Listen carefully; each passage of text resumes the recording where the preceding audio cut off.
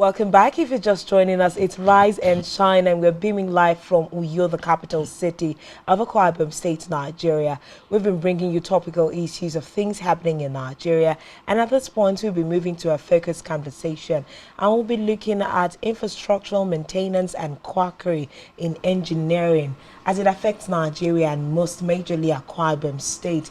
And to have this conversation with us on set, we have engineer Edo Etuk, who is the MD CEO Akwa Ibom Water Company Limited. Good morning, sir. Good morning, viewers. You're welcome. Welcome. Good to have you. We also have here with us engineer Uwem Akpan, who is the chairman, Nigerian Society of Engineers, Uyo chapter. Good morning, sir. Welcome. Good morning and welcome, Akwa Ibom. Yeah, thanks for joining. That's like Nigeria and West Africa, right? Okay, so great conversation we are going to have here, and we look forward to a time where we can, really get educated about things happening. But quackery seems to be something that cuts across all sectors. And when we talk about quackery in infrastructure, I think that is very detrimental to life. Last year, we had a couple of incidents building of building collapses, and then we lost people in the process. So I'm going to start with, let me start with Engineer Edo. I think it's been a while we saw your face. Yes, we should even say Happy New Year to Thank you so much. Good to have you on set again. Right. Yes. So I think let's talk about how quackery, affects engineering. What does quackery entail in engineering? Because we know what, quackery in medicine or pharmacy might entail. What does quackery entail in engineering? Quackery is a word that's actually used to describe persons or a group of persons who pretend to be what they are practicing or what they are doing, or so to say, call themselves professionals, when indeed they don't even have the wherewithal in terms of knowledge and the capacity to do what they do. And of course, you know the implication of it, that if you are not trained properly or groomed in something that has to do with some element of skill, knowledge and skill, definitely whatever services or products that are going to come from such a person or a group of persons is not going to meet the optimal standard. And that in itself is quackery. And just as simple as that. Of course, you find engineering almost every professional groups, and Nigerian Society of Engineers also, or rather in the engineering profession, we also have them there, and we've been fighting relentlessly on this, just like the chairman had said off camera. We as a society and as professionals in particular, we frown at that vehemently, and we also try to do sensitization schemes or programs to let people know how to even detect people who are quacks, and to report them to appropriate authorities, and also to seek for professional advice. The gains getting an expert to doing something for you is amazing, even though a lot of people think they are dodging costs. But that cost you are dodging, trust me, you're going to pay heavily for it in the future. So that's basically what the society, Nigerian Society of Engineers, also does, to make sure there's a balance. The public is well informed on how to detect such instances and then report them to appropriate authorities. Okay, so I'm particularly happy that we're talking about this issue, because I know that the last time we had the chairman, on set here with the former chairman, we talked about infrastructure, rural maintenance and all of that. And when we talk about quackery now, I think it correlates with infrastructural maintenance and infrastructure and maintenance culture in the state. Now, when you say that the Nigerian Society of Engineers are fighting vehemently, against quackery, doesn't it mean that you're taking the livelihood of some people away from them? We are looking at a society where government is not even having enough jobs, to give to their population. So everybody wakes up. I've seen a situation where, a landlord just calls, some guys around. everybody knows is a mason, everybody knows how to, mix blocks, everybody knows how to, chisel it and everything like that. And before you know it, a house is erected. So it's cheaper for those people, but there are people that are, making a living out of all of this. Okay. Why are we fighting the livelihood of some people? Why is there no synergy in trying to see how we can bring those people on board and show them the right things to do?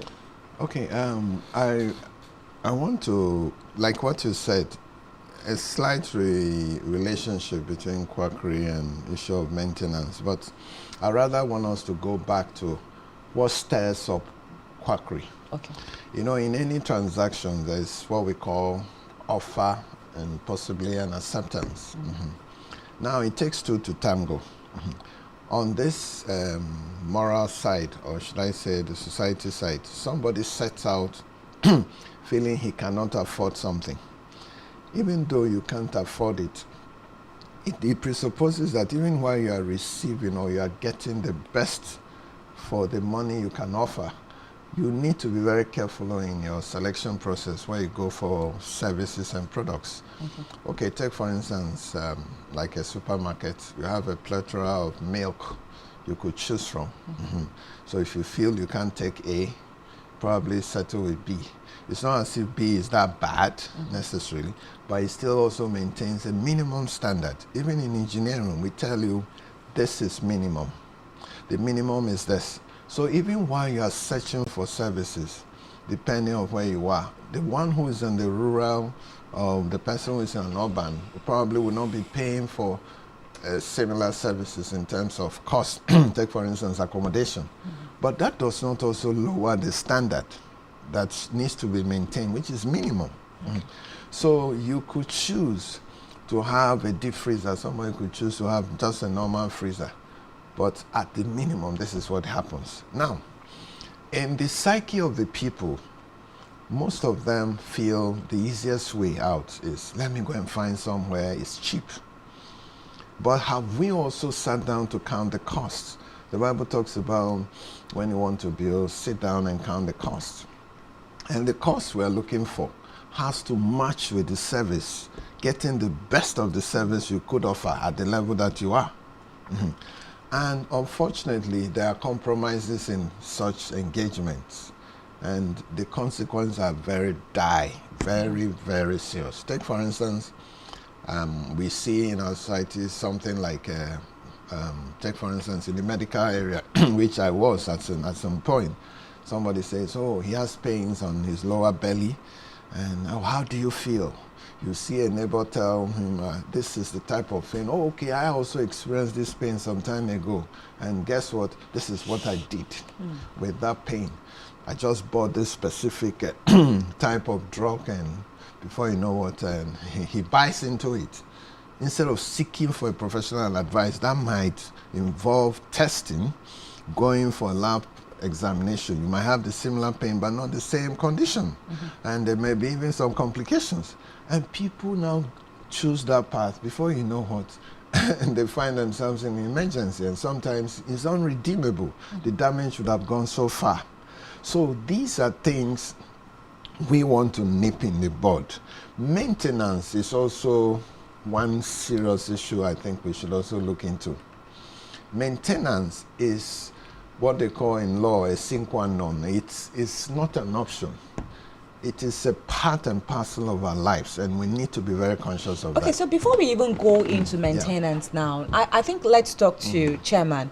The issue of quackery now, whose fault is it? From Engineer Edo's point of view, whose fault is it? Is it those that are involved in the quackery or the quacks themselves, or it is Nigerians that have chosen to do over the counter? I'm using over the counter now in terms of trying to relatable. Okay. So is it Nigerians that have refused to seek professional advice that are the main cause of what we have today, or it is the quacks that are the main reason? Thank you so much. You relate it very well, but I want to say it's in two ways. One, if the buyer does not go to buy, okay, if the seller does not go to sell, the buyer won't say what to buy. What I mean is that the people patronizing the services of this quack, if they are not there, the quacks themselves won't find anything to do, so they will go back to their house. I won't say it's the system that creates this quackery. Some people deliberately, they know, even in church, let me just take a little bit off. Even in church, we have quackery. Some pastors will say, I'm called by God. But since it's unfortunate, I can't reach out to God now to confirm whether they are called or not. So I can't say they are quacks. But some pastors, they say, I've been called by God, whereas God has not called them. Maybe so he flashed them or something. Quackery, equally. But in terms of this environment that we are talking about, building environments, I won't blame the people doing the patronizing the quacks, because maybe that is the options they've seen. But I want to bring the sensitization, the awareness that even the people doing the quacks, if they are trained, if they can submit themselves for proper training, they can upgrade from that quacks to become who they intend to. Why do we call them quacks? We call them quacks because they don't have the prerequisite, they don't have the authority, and they lose nothing if something went wrong. You say you are a mason, as you rightly put it. You said everybody, if you go to you see a landlord calling person that is doing mason engineer because he has been doing it over time. Yes, you've been doing it over time. Good and fine. But do you have authority to do it? So is it them not having the authority now? Yeah, do you understand? Yes. Is it them not having the authority now to do it that qualifies them to be quacks, or that they do not know the job? Because for you to be here, Spectrum paid you to be here. And at this particular hour, they know that you are here. So if anything goes wrong in this place, they will say, and Janice were there. What I mean is that, for example, in Nigerian Society of Engineers, if they said engineer Wemekban built this house and this house collapsed, the first point of call will be engineer Wemekban. Okay. You show us the design and you show us the parameters you use in your design. I will now say, okay, I designed it properly, but my design was not followed. So they will now set an investigative panel to look into it, whose fault. Okay. So the authority means that you've been authorized to do this. You've been authorized to practice. And then talking about authorizing, who will authorize them? Because now, they have a regulatory body. If we are coming back to, let's say, where you get an authority from to do what you do, we are looking at first-hand education, in that line. We are educated in, mass communication and the likes to be doing what we are doing. So I think that's where the first authority comes from. Okay, sorry, let me add here. You see, in that value chain, take for instance, I'm very familiar with the medical area, which also happens in engineering. We have different cadre or personnel. We have the professionals, the engineers, the architects, and all that. Then we have even the skilled and the non-skilled. Okay. The skilled artisans are there, and then also the non-skilled artisans are there. And here we are. At what point would you allow a non-skilled artisan to do what a professional ought to have done? And that's where the key is. He, being someone who has been around that industry, presupposes that he has learnt enough. How be it good or whatever, he feels he has now the capacity to move to the next or handle projects of the next person's level when he has not been well trained. So that also captures the essence of this quackery we're talking about. Okay. And because you do it every day doesn't mean you know the techniques behind what you do. You see, that's also what our problem with the society is. Because somebody practically always available on a site, which I don't deny certain information and knowledge the person has, but when the chips are down, there are certain information and knowledge that somebody who is at a superior level has. He doesn't have when the chips are down. Take for instance, the guy is a mason. He knows how they mix concrete, they know how they arrange. And here he is, he's being confronted that they want to do a slab somewhere here. Probably a professional will be looking at it that, no, that is not limited to only the mix of the concrete. There are some other related issues. What is the slope of that environment? What is the soil texture? What is the weather condition like? And that is somebody who is at a higher level, is bringing to bear certain considerations which that lower person doesn't have. Expected load. Expected load, some, making some allowances, safety load for the future. And so, but he is narrow-minded, looking at it from something he feels he found it in A, should be applied in B. So this also causes a serious nuisance. And like he said, like the chairman said, at the point when the chips are down, the first thing when a building collapses, who designed it? What was his design conditions? What was his considerations? And why did he do it the way he did it? At that level also, you see some people who now build. A designer is different from the person who implements it. But in many sense also, in the value chain, was the designer there and also part of the supervising team? I don't know whether you understand me. Yeah. Okay. A designer could be different, a supervisory team can be different. Okay. The designer designs, and if it's approved, he may or may not be the supervisor.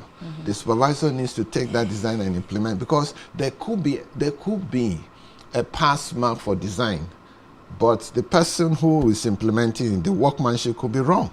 Or the choice of materials. Is it better if the designer supervises? Oh what no, he it's not designed? bad. There's a mix. Okay. There could be even a reviewing consultant, design consultant, and the supervisory consultant, different. Just all to give checks and balances.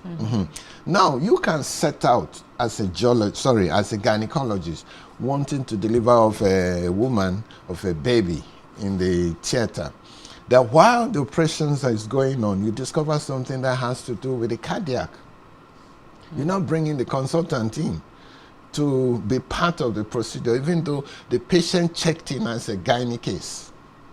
Have you ever seen Yes. it? That's why we also need to appreciate the multi-dimensions of multi-discipline, and people have the capacity to handle things at the different levels, and then bring them in to provide them proper solutions for this integrated system that we are all advancing. Like in engineering, we have civil, we have electrical, we have petrochemical, and when those things are well coordinated, it helps for a fullness of food. Just like you, I mean, I'm sure you cook. All the ingredients that are there, by their right proportions inside a pot of soup, makes all the difference. If you move a little off, you see that it could be salty, it could be less salty, or Too pepperish. I think let me stop there and allow Iwem to talk. Yeah, so I think something else I want to ask Engineer Owem is, when you're talking now, Engineer Edo made mention of, unskilled artisans, and then we talked about skilled artisans. So I believe that skilled artisans are the ones that have gone for further training. Are there avenues under the chapter of engineering, that gives room for these artisans to come in to get better trained and equipped by, people of, your profession? Yeah, thank you so much. Engineering is a family.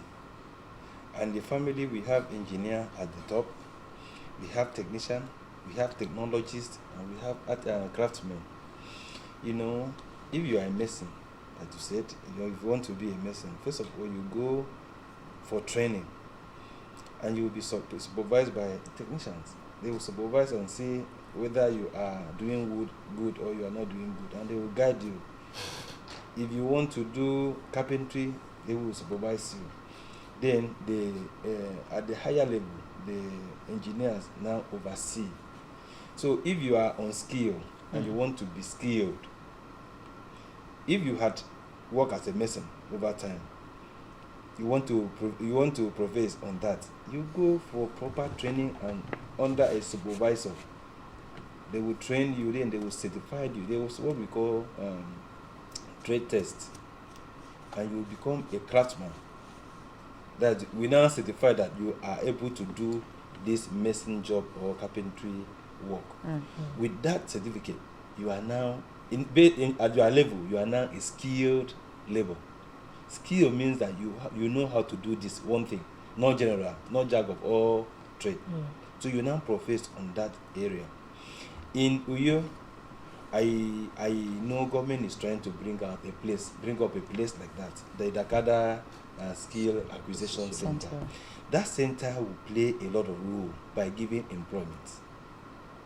If you check within Akwa Ibom, they may not even use you. You see, if your fridge had issue, you might pass 2-3 streets just to get a technician to repair a fridge for you, because people are no longer trained again on this mini skill labor. They want sharp money they can get now and go away. If your iron had issue, for you to repair an iron, you send it to a bar, you send it to somewhere else. This Dakada Skill Acquisition Center will help in harnessing this on skilled labor and train them to become skilled. It's not only in masonry. They will do technicians, fridge, refrigerator, air condition, and even barbing. Yeah, how affordable do you check project now, it will be? You see that even in the street, you might pass 2-3 streets just to barb your hair. You don't no longer find barbers around. All those things are skills. People should learn it. And that Dakada Skill Acquisition Center will help.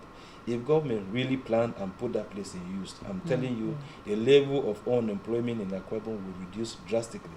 So how affordable do you think, going forth? Because I think it would be fair to say that some part of the reason why people are unskilled labor providers is because they couldn't afford an education. Yeah. If they could have picked up a JAMB form, signed up for engineering in any of our schools. But I think funds are part of the reasons why people are unskilled labor. Yes, this one will be a vocational school. So I believe governments will come in to see how they can subsidize. They can subsidize because the essence is empowerment, is training. Because when you hear about politicians doing empowerment, buying machine, buying this thing, that is not empowerment. With this Dakada Skill Acquisition Center, it will be a durable, empowerment that will last beyond tenure. I believe maybe when that place is completed, government can go into partnership with this constituency people that do constituency driving and giving motorcycle and all this. Instead of that, you can pick a number of people in your constituent and send them down there for training. Then the government will subsidize. Government will subsidize by saying, we will pay a 60% cost. You pay 20%, because there must be commitment from your own side. If there is no commitment, they won't even be serious. So the government might say, you bring 30%, the government will bring 70%. So that 30% is a kind of partnership to show that you are interested. So if that vocational school, skill acquisition center is in place, I'm telling you, you check in the street, the number of unemployment will reduce drastically. Okay. We have done a study on it. Yeah. And we've seen that most, for example, welders, if you want to go and train in welding outside, they might tell you pay pipeline welding, they say pay 1 million. People will be scared. But if government will come out to say we have a place to train the youth, come, just first of all, we need that commitment. We need you. Indicate interest. When you indicate interest, they say this is the cost of it. If the cost is 1 million, pay 20%, and then the government will balance it up. Okay. And I want to tell you that you will see people filing up. And in 2 to 3 years, unemployment will reduce. Because if government can train even those doing carpentry work, you might not even allow them to do general. Every site that government had work to do, we can even send them. So the money that we pay outside. Because I was just about to ask you, after training these people, do we have the job opportunities for them to come out to? Training is one thing. Then coming out to find jobs to do is another thing. One thing, if you observe, check those doing plastering and POP. Out of 100, 70 will be from Benin Republic and Cotonou. Oh, wow. That's to show you that we are losing steam in this skill aspect of labor. Most of the people doing POPs, grading, they are from Benin and Cotonou. Our people they are not in that aspect again. So if we can train people on this side of skill labor, you will see that instead of doing that capital flight, spending money on Cotonou people that they will take the money and go to their country, we will spend it locally. And this money will remain within. So instead, even government, if they have work, instead of paying outsider to come and do it. They will use people in the skill acquisition center and execute the work. Then the money remain with them. Okay, so Engineer Edo, you want to say something? I want to add, which the chairman has already said. You see, it's a deliberate policy of government to fill up a gap and to also stimulate the lives of our people. Our people are a little bit complacent, and we need also to morally persuade them to take up a challenge of the future, because nothing drops free, as it were. And to make it competitive and makes it standardized, that program he talked about the skill acquisition is to bridge the gap and stimulate an economic growth where all people are involved in it. You know, I've had cause to be on the employment panel. In fact, we were having that discussion just before we came into the studio. That it's sad that we record a high level of percentage of unemployment in our society, and we frown at it. In fact, recently there was a serious argument between the Nigeria Bureau of Statistics and Akwa Ibom in particular about the number of unemployed. But I wasn't even bothered about the figure, as in bothered about the reality, because we experience it even in our environment. You see people say there's no jobs. In fact, if you put up an advert, you see 200 people looking for one particular job. Recently, the government advertised for employment, and the sheer number of people I saw at the secretariat was very frightening for maybe one job. Yes, the qualifications are there, but I will also shock you to know that to a certain degree, there is also a dearth of skilled people. Death, D-E-R-T-H, yeah. And there is a lacuna that it needs to be filled up. We need to push our people to learn. Like OM said, he says, listen, we need to ensure that there are no capital flights. We need to make sure that we need to stimulate our own economy and make it a lot more competitive. So that is a gap. And you may have to also make sacrifices. It's not all free. And it's also about training the trainers.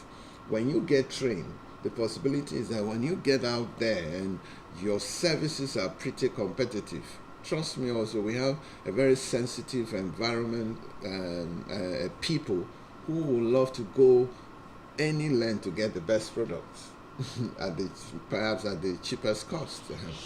I've had, in fact, on a lighter note, I've had people leave Uyo and say they want to head towards Seket or Ikorobasi to go and just eat one pepper soup and come back. And you wonder, you travel that distance, why do you do so? You do so because maybe that pepper soup has a different flavor that you so like, and you are prepared to make that sacrifice to get there. So if we do and face building capacity, it can change the narrative. That skilled figure that he talked about, where everybody who does POP comes from Benin Republic, is unacceptable in an economy that wants to be self-reliant. We need to look inwards and also build the skills that we're talking about. Okay, let's even start from that point now. There is a dearth of skilled personnel in Akwa Ibom State, and of course, from the Nigeria Bureau of Statistics, the statistics number of unemployed people, not just in Akwa Ibom State, but in Nigeria, is really frightening. Now, what do we do as government? What do we do as corporate bodies to see that we feel this lacuna that is being felt? Because if we do not do something now, we'll continue to talk about quackery, we'll continue to talk about the bad maintenance culture that we have, and it's more like we're just going round in circles. You see, often it's so easy. I've been on different divides before as an ordinary citizen. I've been in governmental circles, and I discovered that everybody has a responsibility to play. The government might be the umpire, and like you always hear governmental institutions talk about that we are stimulating an environment. The government can't possibly employ everybody, that's for sure. But they are also a driver in stimulating an environment to allow participants to play by the rules, as it were. And I think that's where the government is going. Entrepreneurship, the issue of we are moving away from people spoon feeding, but being spoon fed now to a place where you need to put to use what you have as your capacity and what you are bringing to the table. And it's not common to only Nigeria, and in particular, it's not even common to our Ibom. It's world over. People reach out to for the best. And when your service or your products are competitive, people will reach out to you. So we should not also think it's all tilted towards government alone. We should also look inwards and see what measure of sacrifice can we make to be even self-reliant. And if you look at it, I draw inspiration from the Bible. There were never any adverse situation where people were not creative. People sat back. The Nehemiah situation is there to talk about, and these things did help to stimulate a passion to make a demand on your environment. And I think that's where the world is going now. We should also look inwards. All right, Chairman, just quickly, we have just 3 minutes before we leave set, or 2 minutes. Thank you so much. No, I quite would say government has had a good idea by putting up that vocational school. But I want to say that they should think and look inward. Nigeria Society of Engineers and NATE, they are good partners in that business. And as my engineer said, we the people, the citizens of Akwa Ibom, they untrained, they unskilled people. We should equally make ourselves available. Because if we've not made ourselves available, you see that place will be there, and people will come from other places and get trained, and then they still capital flight, because when they are done with training, they will still go back to their state. So citizens should make themselves available and make sure that they key into that vocational training center, so as to help and boost Akwa Ibom manpower in terms of skills. Okay. Thank you very much. We have to say a very big thank you to you, the chairman, Nigeria Society of Engineers, Uyo Branch Engineer Uwemakwan. Thanks for coming on the show this morning and sharing your wealth of knowledge. Thank you also, Engineer Edo Etuk, who is MDC Akwa Ibom Water Company. We appreciate you for your time on the show this morning. That's basically all we can take on that conversation and all we can take on our show this morning. My name is Uyai Anyek, and I want to say a big thank you to you for being a part of Rise and Shine today. Okay, and of course, tomorrow we'll meet again for another interesting edition of Rise and Shine Daily. Thank you so much for being a part, and to all those working behind the scene, we appreciate you for a good job. We'll see you again tomorrow. My name is Janice Coburn. Bye-bye.